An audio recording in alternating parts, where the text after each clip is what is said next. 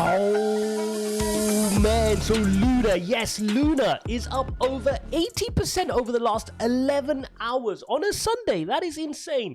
What is causing the price of Luna to pump? What am I doing in this market? We've also had Kwon come out and break the silence. He's been much more active, so let's cover off what he's saying, and then I'll wrap up with what I will be doing in this situation to take advantage. Make sure you hit up the like button. Don't forget to subscribe. As always, this video is brought to you by PRIMEXBT. Yes, links in description. Get yourself up to a $7,000 bonus for free when you deposit funds into PRIMEXBT, one of the world's leading exchanges. Trade crypto, you stake, there's copy trading as well, and you can just trade with that bonus, right? You don't even need to trade with the funds you deposit. So go check it out. Links in description. Coupon code Ijaz1. Right, let's get straight into the chart, because as you can see here, Luna versus BUSD is rocketing. You can see this up over 80% in just the last 11 hours. What is going on?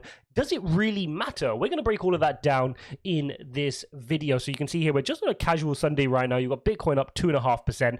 Altcoins kind of following alongside it, nice and green. We're above the 30,000 mark again. So naturally, fear will start to reduce above 30,000. And Bitcoin's holding up fairly well, to be completely honest. But we expect that on the weekends. We've come to see that trend that on the weekends, Bitcoin can chill because the equity markets aren't forcing its hands to the downside. But what are we focused on today? We're focused on a bunch of tweets from Kwon. And the primary one, which is why the price is rising, is there is now a burn mechanism, okay? Well, not quite a burn mechanism, but somebody asked for a burn address, okay, for Terra Luna. And Kwon, amongst these many tweets which we're going to go through, gave this burn address. And now what you're seeing is many people, holders of Luna, the lunatics as they call themselves, are now taking it upon themselves to burn their Luna. Wow, really taking the control into their own hands and saying, hang on, if everybody just burns about 25%, 10, 25%, whatever they're willing to burn of their own holdings in Luna,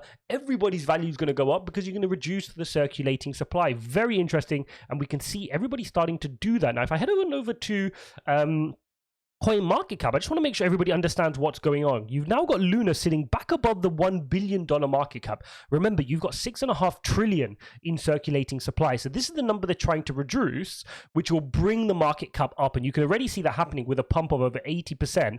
You can see the market cap's gone up over 70% here in just the last 11 or so hours. So this is increasing the value of the remaining. And the idea here is the community saying, if we just all burn and everybody burns these assets, which were just printed over the last couple of weeks, it's going to bring up the value of everybody's Luna. This is what they wanted Kwon to do. They wanted Kwon to fix the peg, and they wanted him to then recover the price of Luna by starting to burn all the coins he put into circulation. But Kwon, as we know, as we've covered extensively on this channel, if you haven't seen the videos, go watch them. I'll link them up. Kwon is going down this new go forward proposal for Luna. He wants to fork, he wants to turn this Luna into Lunc, and then he wants to have his new fork, which he'll name Luna, without the UST mechanism. It's just going to be a coin as a layer 1 system, as a smart contracts platform, because he wants to pay back all the people who believed in Luna. That's what he's trying to do. Now, if we head on over to the burn address, you can literally see, and you can see all these timestamps are literally as I'm recording, people are burning Luna. They're sending Luna to this burn address, 2,200. You've got 1 million there. You've got 100. You've got 100,000 there. You've got loads of people. I mean, this person sent almost what you call it?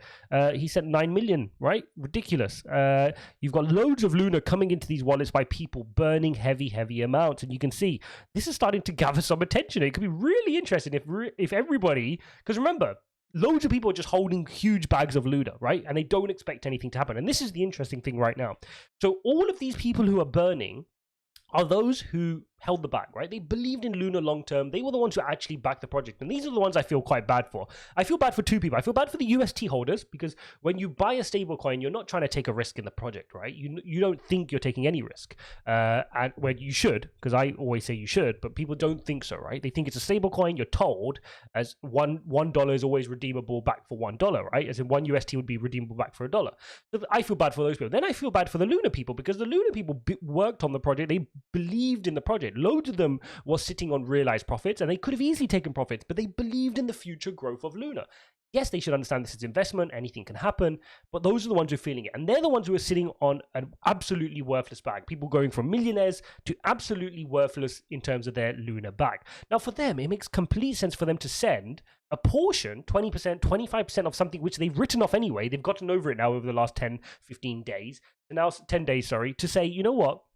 Let's just burn it, right? And if it comes back, it comes back. But at least let's get rid of this circulating supply. I'd rather get rid of half the a quarter of the pie, and maybe the remaining 3/4 will grow in value if everybody's burning.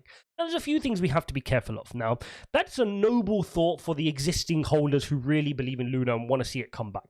But the reality is, you've also got a whole bunch of arbitragers and traders in the market right now. You know, there are a lot of people who bought Luna at the very bottom and continue to buy in at the bottom. These were traders.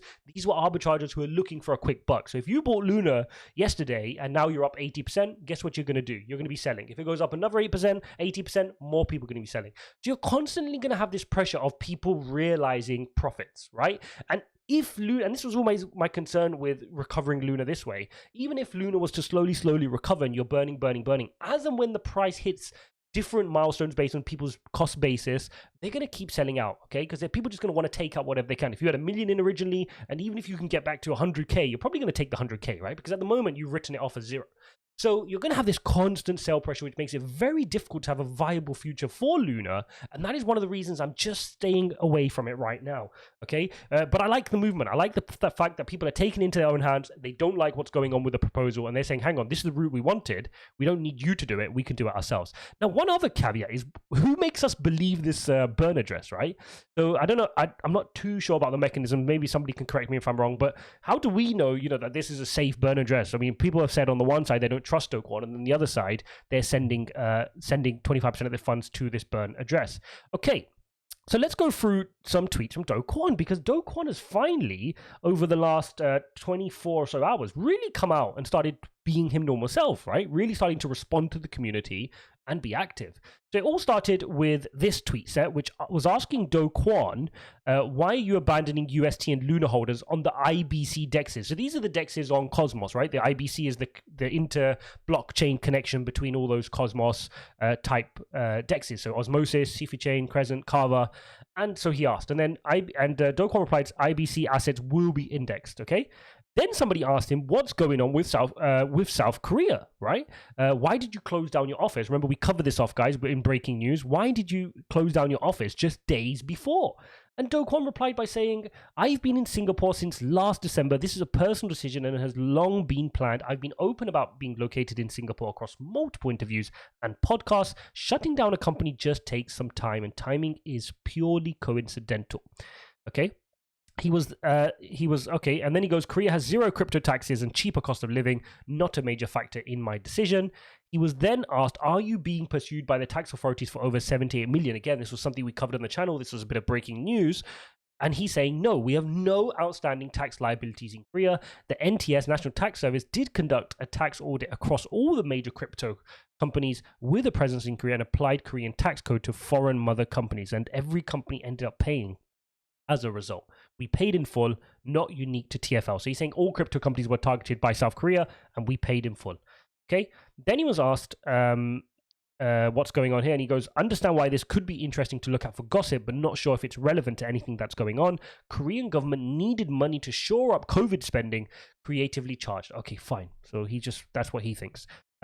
And then he goes, then somebody asks, okay, could TFL have a whip around and donate some of their profits from this year back to the UST holders? He goes, we are down 30 billion. Yeah, that's a bit of a silly question, to be honest. Next question was, have you sold your Bitcoin reserves? Yes, we know that, right, guys? We covered that off, and he pretty much naively sold a lot of them, defending the peg, which was extremely naive, but I've said my piece on that. And then he was asked, this was an important one. He goes, where are the trade logs, right? Where are the counterparties? And you guys know I've been a big proponent of this. I've come out strongly saying, guys, we need transparency, and we don't want forced transparency. Forced transparency is when, a commission or a Senate or Congress or some sort of governing body or the police come out and tell you to provide the data. But why don't you just be transparent and provide what you've got up front? Have a transparent approach. It helps people trust you in such a difficult time, particularly if, like Kwon, you're trying to do another project. You need to be as transparent as possible. You can't be in the hiding. If you want to be in the hiding, go in the hiding, right? Everybody can think you're a criminal, and you don't have to be in crypto again because you don't care if people think you're a criminal. If you're not, you're in hiding, right? But if he wants, like he does, he wants to fork the chain and he wants to continue to build. So be transparent, be open, tell as much as you can, which is one reason why we appreciate this trail of replies by Do Kwon, because finally he's saying some stuff. And he goes, we don't control the trade logs of trading partners' granular trade execution. This is not how market maker arrangements typically operate, but the amount of UST Luna Foundation Guard purchase maps to the amount of BTC expended. Yeah, but we know that, but it doesn't tell us all the story, right? And thankfully, Fat Man here continued to dig deeper, because these are the questions we had. Sorry to sound cynical, but this feels like a cop-out. This isn't about the trade structure. Who were the market makers you worked with? Did they have any way to sway over the board? Which VCs were allowed to cash out their Luna? Remember, we had that as another kind of thought process, was who got to cash out, right? Because when all the 3.5 billion dollars worth of Bitcoin was available, who got preference to cash out? Was it a fair market, right? And who was allowed to cash out and get 1-for-1 to their UST dollar back again? Some people got all their money back again, and others got nothing. So we want to understand who got that 3.5. Okay, so no VCs were allowed to cash out anything. No backroom deals of any kind exist. We are trying to see if we can name counterparties in the trades, but confidentiality will need to be waived for us to be able to do this. Again, a bit of a cop-out for me. Communicate clearly, share that data, get it out. It should be one of your priorities right now to get this confidentiality waiver and to get it out. If there's nothing to hide, everybody would be willing to share that. If there were normal people who weren't a VC, who weren't your friends, who didn't have any backing from you, were able to get out, let's hear from them. Let's hear from them. Will you be able to lead this? There are people who believe you will face lawsuits and legal challenges in South Korea and Singapore. Could you please comment? My priority is not about what happens to me, but making sure the Terra community has a place to build and years of their work do not go to waste. I don't care what happens to me as long as that happens. And I think this is an important point, and I actually believe him on this one, guys. So he's saying, I don't care about what happens to me. I just care about the community has a place to build. And I've spoken about this at length. If you look at the proposal that Do Kwon posted for the fork, which was then later revised by the Terra Builders Alliance, right, which is a bunch of builders coming together, the dApp developers coming together to change the proposal, you can see, and I've critiqued, that proposal is very heavily favored in terms of the builders. Okay, there is little talk of lunatics anymore, or the average community, or you and I who would use those dApps. That's not the focus right now. The focus is not on people investing in the new Luna.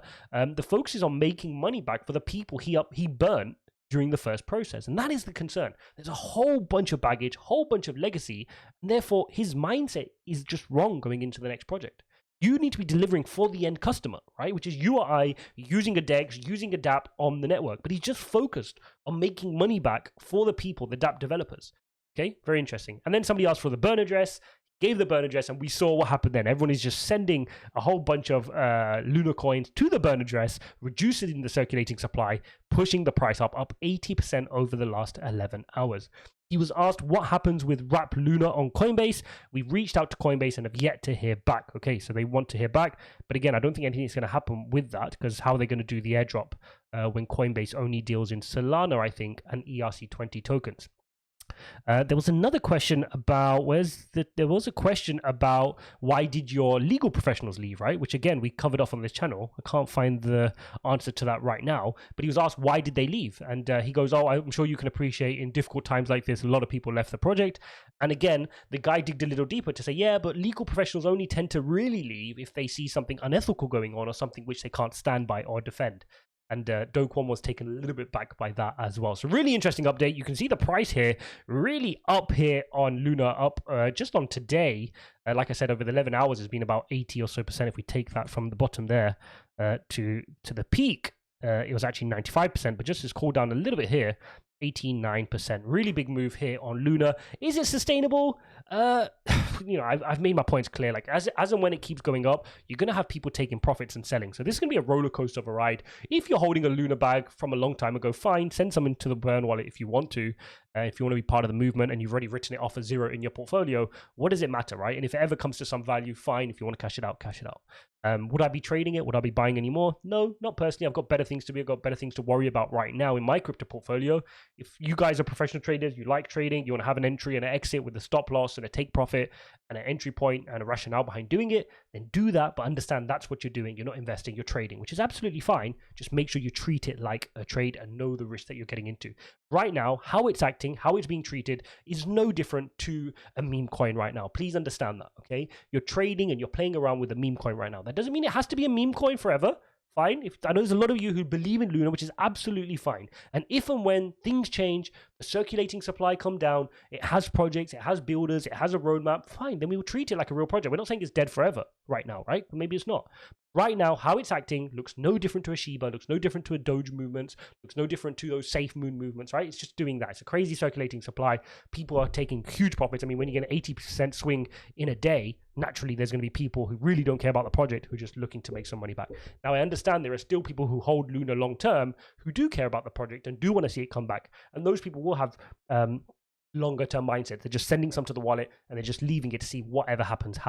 But there are others who are trading it on a short-term time basis. So there you go, guys. There is an update on Luna. The saga continues. It's not finished. It's something we're going to have to keep an eye on just to make sure we know what is going on. Hope you guys enjoyed this video. As always, don't forget to smash up the like button and subscribe. Drop me a comment if you like this video. And as always, this video is brought to you by PRIMEXBT. Check out the link in the description and in the pinned comment below. Get your $7,000 deposit bonus, guys. Just deposit somebody into PRIMEXBT. You're going to get a $7,000 up to a $7,000 bonus, and you can trade with that bonus right away. Hope you guys enjoyed this video. Smash up the like and subscribe, and I'll see you in the next one.